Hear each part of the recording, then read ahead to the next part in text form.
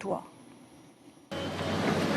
Ces coups de pelleteuse et ces amas de terre ont fait bondir le président du conseil coutumier autochtone.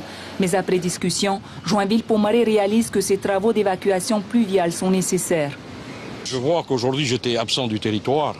Et je pense qu'aujourd'hui je discutais avec le chef des travaux, ces travaux sont nécessaires.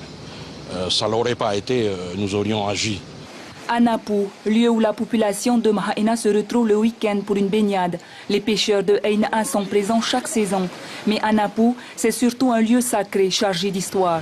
Cette pierre baptisée Tef'aranui, le grand réveil, symbolise une des plus grandes batailles franco-tahitiennes du 17 avril 1844. Une guerre entre les troupes de l'armée française et des insurgés tahitiens. Le bilan est lourd des deux côtés. Si je parle aujourd'hui, c'est grâce à eux. Parce qu'en fait, ils ont versé leur sang pour que nous puissions parler et pour que nous soyons aujourd'hui des hommes libres. Peut-être pas encore libres dans le sens court du terme. Aujourd'hui, ce site n'est pas mis en valeur. Joinville-Pomaré demande au territoire l'entretien de ce haut lieu historique. Nous sommes prêts à l'aménager.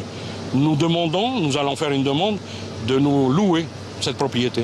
Et nous allons l'aménager. Le conseil coutumier autochtone veut prendre en charge et aménager pour que nous puissions demain avoir des forêts Rima'i ici, des petites boutiques qui permettraient à ceux de Mahaina de vivre de leur travail, ceux de l'agriculture, et avoir un café comme dans les autres pays. À Napu, sa montagne, sa rivière et sa mer, on ne soupçonne pas les nombreuses histoires que recèle la Polynésie, et à Napu en fait partie.